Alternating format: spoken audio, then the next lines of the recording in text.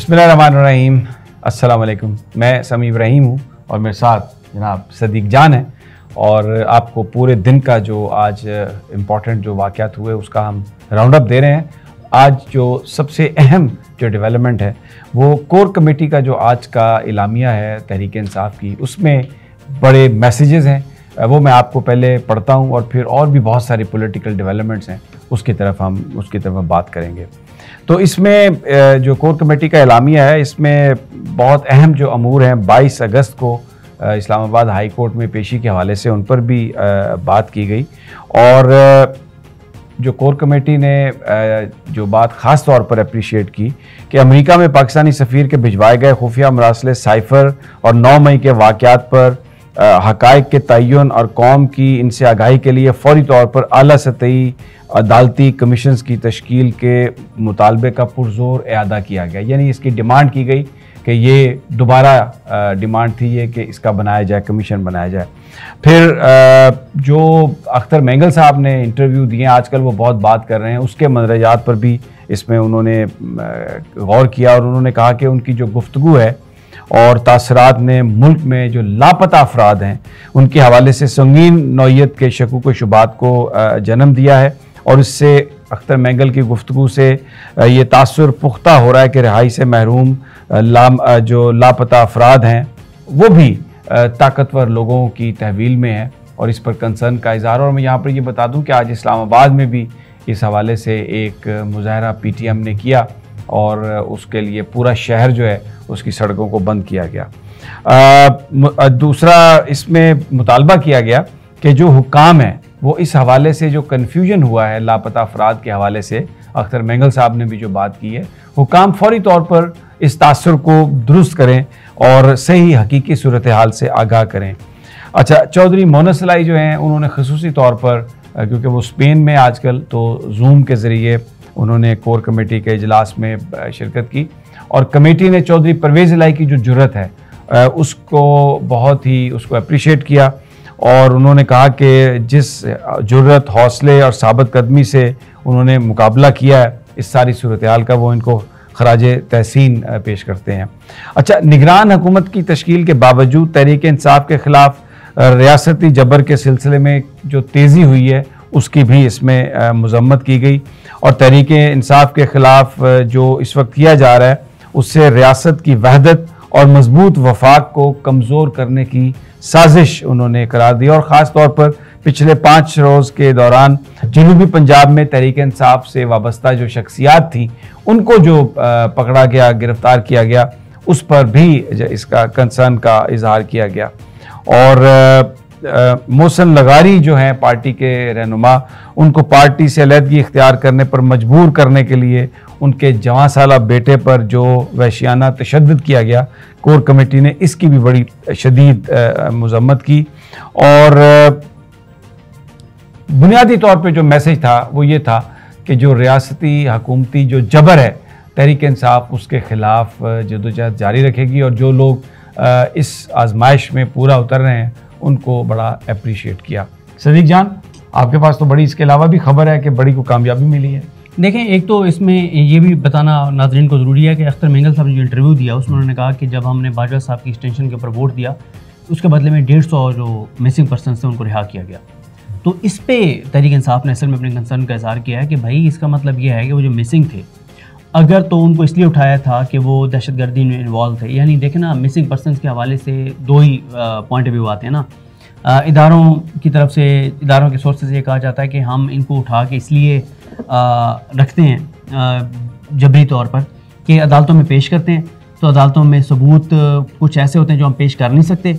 यानी एक सोर्स हमारा ऐसा है जिसका दिया हुआ सबूत हम पेश करेंगे। वैसे पूरी दुनिया में ये होता है सदीक के, जैसे मैं अमेरिका में भी था ना, तो पेट्रियट एक्ट आया था और वहाँ पर जो दहशतगर्दी में लोग मुलव्वस थे, जो अमेरिकी अमलाक को नुकसान पहुँचाते थे, वहाँ पर वो उनको वकील करने की भी इजाज़त नहीं होती थी और वहाँ पर वो गैर यानी लामहदूद जो मुद्दत है उस वक्त तक वो गिरफ़्तार रहते थे और फिर उनके ख़िलाफ़ जो एविडेंस था और उनके ख़िलाफ़ जो चार्जेस हैं उनकी भी उनको इत्तला नहीं दी जाती थी और ये कहा जाता था कि इससे जो सोर्सेज हैं एजेंसीज़ के जिससे वो इंफॉर्मेशन गैदर कर रहे हैं तो वो कंप्रोमाइज़ हो जाएंगे।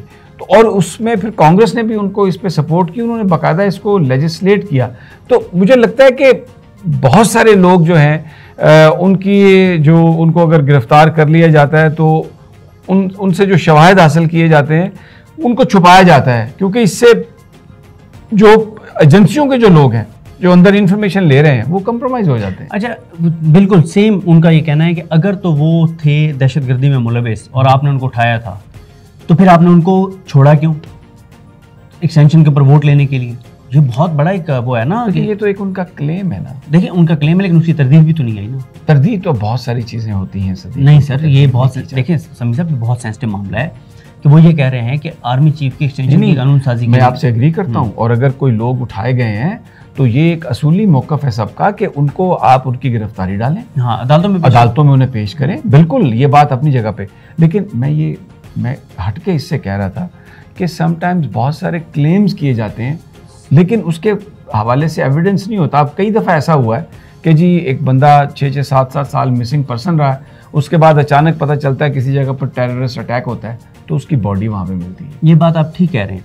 कई ऐसे भी जो पाकिस्तान का बॉर्डर क्रॉस करके कहीं और चले गए हैं, लेकिन ये क्लेम बहुत खौफनाक है कि एक्सटेंशन पे क्योंकि वोट लेना था हमारे से तो हमारे 150 बंदे छोड़ दिए। अब तहरीक इंसाफ कह रही है कि अगर वो मुलविस थे दहशतगर्दी में तो उनको छोड़ा क्यों? तो अब सवाल एक और भी है ना मेरा अख्तर मेंगल साहब से कि आप 16 महीने इक़्तिदार के मज़े लूटते रहे, आप हुकूमत में थे, आपने खुद क्यों नहीं छोड़ा उन बंदों को?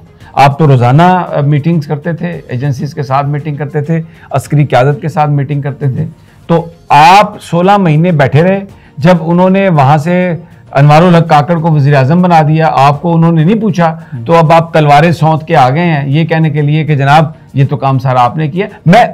बिल्कुल आप सौ में से आपकी मैं इस बात दुरुस्त है, क्योंकि देखिए ये ज़ाती मफादात की चक्कर है। अब ज़ाती मफाद नहीं मिला आज इनको। तो हमारे देखें हम इदारों की सियासत में जो शमूलियत है उस पर हम सब उसके खिलाफ हैं। हर चीज़ को अपने आइन के जो उसकी हदूद हैं उसके अंदर उन्हें रहना चाहिए, लेकिन ये भी जो ज़ाती मफाद के लिए और फिर वो लोग जो पाकिस्तान के मफादात को इस तरह हमला करते हैं, इंस्टॉलेशन पर हमला करते हैं, उनकी सपोर्ट मुझे लगता है कि सोच समझ कर करनी चाहिए। बिल्कुल ऐसे ही आप ठीक कह रहे हैं। अख्तर मेंगल साहब को आज 4 वजारतें दे दें आप तो ये खामोश हो जाएंगे और जब तक वजीर रहेंगे खामोश रहेंगे। जैसे ही वजारत से निकलेंगे ये आ जाएंगे, कहेंगे कि जनाब ये मिसिंग पर्सन का। बिल्कुल उसी तरह जैसे मरीम नवाज साहबा जो हैं, वो मुदस्सिर नारो जो जर्नलिस्ट एक उनका आया था कि वो लापता हुए, उनके बच्चे को गोद में बिठा के तस्वीरें बनवा के फिर वो लापता अफराद के कैंपों में जाके, फिर इसी तरह से वो उधर बलोच तलबा बैठे हुए लाहौर में उनके पास जाके वो सारी रंगबाजी उन्होंने की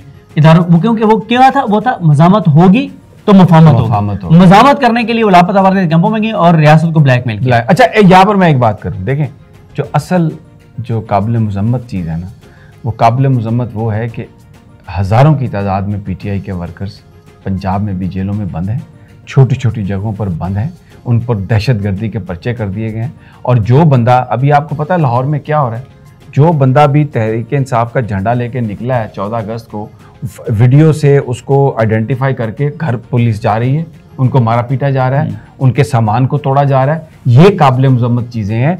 ये जो रियासती हुकूमती जबर या ताकत इस्तेमाल करके आप पुलिस को इस्तेमाल करते हैं, हुकूमती इदारों को इस्तेमाल करते हैं सियासी मकासद के लिए, ये निगरान हुकूमत है पंजाब में। इनका क्या ताल्लुक है कि ये PTI की मुखालफत में लोगों को इस तरह मारे? तो ये चीज़ें जो है ना जो बिल्कुल सामने है, ये काबिल मज़म्मत है और ये नहीं होनी चाहिए। बिल्कुल ऐसी है।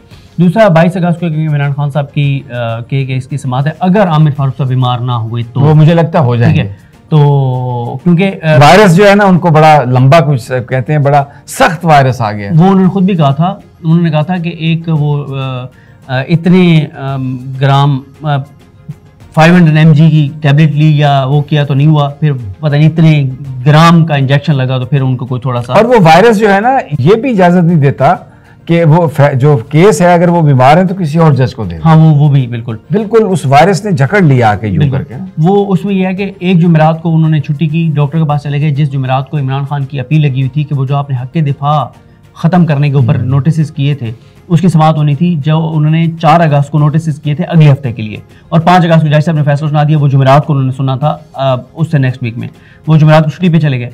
उसके बाद उन्होंने उससे नेक्स्ट वीक जुमेरात को कुछ केसेस लगा दिए जुमे को सुन के जुमेरात को लगा दिए, फिर वो जो अडयाला जेल से मुंतकली, सहूलियात की फराहमी, घर का खाना, ये सारी चीज़, फिर वो बीमार हो गए जुमेरात को, बुध जुमेरात जुमा तीनों दिन बीमार हो गए। तो तीनों दिन बीमार होने से, लेकिन सुना यह है कि अब तो दोनों अतराफ के वकला इकट्ठे हो गए 90 दिनों में इलेक्शन कराने के लिए। इसके पीछे क्या कहानी है सदीक? देखें, ये हो तो शरीफ ख़ानदान के लिए रहा है, लेकिन मैं ये समझता हूँ कि ये तहरीक इंसाफ की एक बहुत बड़ी कामयाबी है। तहरीक इंसाफ की इसलिए कामयाबी कि वो तो चाहते यही थे कि इलेक्शन हों, वो तो चाहते हैं, क्योंकि इस वक्त जो उनकी पॉपुलैरिटी है वो इस सत्ता पे हैं, जगह पे हैं कि वो जिसको मर्जी टिकट दे देंगे वो जीत जाएगा। उनकी इलेक्शन कैंपेन हो चुकी है। जो पीडीएम है ना उसके पास कर दी है, ना अहलियत है, ना सलाहियत है, आवाम को बताने के लिए कुछ नहीं, वो तो आवाम में बेचारे निकल नहीं सकते। जो पेट्रोल कीमतें हैं, जो डीजल कीमत है, जो गैस की है, जो चीनी की है, जो शायद ज़रूरत की है, वो आवाम में जा ही नहीं सकते, अभी तक नहीं निकले। अब यह है कि पाकिस्तान बार कौंसिल ने किया तो शरीफ खानदान की वजह से, क्योंकि देखें नवाज शरीफ ने इस शर्त पे हामी भरी थी 1 साल के लिए इलेक्शन होने की कि इसाक डार निगरान प्राइम मिनिस्टर होगा, क्योंकि इसाक डार बने नहीं है। अब रूली कहती है कि ब्लैकमेल करो, अनसर्टेनिटी पैदा करो ताकि मामलात। अच्छा, एक बात की मैं वजाहत कर दूं, हम सुबह कह रहे थे कि वो चले गए हैं, तो उन्होंने ना एक टीवी पर बयान दिया कि मैं अभी इधर ही हूँ, मेरे बारे में जा रहे हैं। लेकिन जो मैं कहना चाह रहा हूँ ना कि ये इसको मैं आपको याद दिलाना चाहता हूँ, मोहतरमा कुलसूम नवाज साहिबा, अल्लाह ताला उनको जन्नत नसीब करे, उन्होंने सऊदी अरब जाने से पहले एक दिन प्रेस कॉन्फ्रेंस की कि ये क्या झूठा प्रोपेगेंडा है कि हम लोग कहीं जा रहे हैं, हम तो कहीं नहीं जा रहे हैं, we are very much there. और उससे अगले दिन को तकरीबन 40 बैग्स लेके मियां नवाज शरीफ साहब सऊदी अरब चले गए थे। ये अभी भी तो ये अभी जो इसहाक डार साहब कह रहे हैं ना, ये चले जाएंगे, जाने वाले हैं, लेकिन जाहिर है थोड़ा पक्का मुंह करके इनको आदत है इस तरह की बात करने की। तो वो मैंने कहा क्यों हमने क्योंकि की थी और आप लोगों के साथ हमारा एक रिश्ता है सच का, झूठ हम नहीं बोलते, तो ये जाने वाले हैं और किसी वजह से उन्होंने वो नहीं गया। लेकिन ये जो अंदर का फड्डा है ना, ये सदीक की बिल्कुल सही खबर है। सर मैं आपको बताऊँ, ये हो सकता है इनके साथ वही ना हुआ जिस तरह से खबर नहीं आई। कराची एयरपोर्ट पे एक शख्सियत जा रही थी, उनको 1.5 घंटे तक रोका गया और 1.5 घंटे बाद फिर जरदारी साहब बहुत एक्टिव हुए और फिर उनको भेजा गया, जो जरदारी साहब के बहुत करीबी शख्सियात हैं, उनके फाइनेंशियल मामला देखने वाली, उनमें से एक शख्सियत। और वो बरहम ये थे कि जिस बंदे ने उनको रोका है, जिस इदारे के जिस बंदे ने, वो कहते हैं इसको लगवाया मैंने था, लेकिन वो आपने लगवाया था, लेकिन अब वो आपका नहीं रहा। अब वो ज़ाहिर है उसने निज़ाम, आइन, कानून को उसने फॉलो करना है ना, तो इस वक्त आइन और कानून तो कुछ और कह रहे हैं। खैर देखें समी साहब, आप पाकिस्तान बार कौंसिल और सुप्रीम कोर्ट बार इकट्ठे हो गए और वो कह रहे हैं मुकला तहरीक शुरू करने जा रहे हैं। और मैं ये समझता हूँ कि तहरीक इंसाफ जो ज़ेर अताब है इस वक्त, ये उनके लिए एक बड़ी कामयाबी है। और मेरा ख्याल है कि ये इमरान खान के लिए एक अच्छी खबर होगी कि वो जो इलेक्शन का मुतालबा कर रहे थे, अब वो मुतालबा वो पाकिस्तान बार कौंसिल भी कर रही है। जो पाकिस्तान बार कौंसिल इमरान खान के इक़्तिदार हो या इक़्तिदार से निकलने के बाद पीडीएम के इक़्तिदार हो, इमरान खान के 3.5 साल में वो अपोजिशन के साथ खड़े थे, पीडीएम के साथ और नूली के साथ, और जब इमरान खान के इक़्तिदार चला गया और इमरान खान अपोजिशन में आ गए तो फिर वो हुकूमत के साथ खड़े हो गए 5 साल। क्योंकि शरीफ खानदान की बहुत इन्वेस्टमेंट है, उनकी जानिब से खड़ा होना, इसकी बड़ी इंप्लीकेशंस होंगी। काजी फैसल साहब पे बड़ा दबाव होगा, क्योंकि नून लीग तासुर ये दे रही है कि काजी फैसल साहब पहले जब इलेक्शन डिले वाला मामला था ना, तो नून लीग तासुर दे रही थी कि वो ऑन बोर्ड हैं, काजी फैसल भी ऑन बोर्ड हैं उनके मुताबिक, तारिक मसूद साहब भी। अच्छा बात सुने, इनको ऑन बोर्ड करने के बजाय ना अगर नवाज शरीफ साहब सिर्फ शहबाज शरीफ को ऑन बोर्ड कर लेना तो उनके बड़े मसाइल हल हो जाएंगे, मेरा ख्याल है। ये आपने बिल्कुल दुरुस्त कहा है। तो हम ये बहुत इन्फॉर्मेशन इस तरह की है और इंशाल्लाह रोज़ाना रात को 10 बजे तो आपको ये इन्फॉर्मेशन हम देंगे और पूरे दिन का राउंड अप भी देंगे। तो इजाज़त दीजिए, इंशाल्लाह कल फिर आपसे मुलाकात होगी, अल्लाह ने के बाद।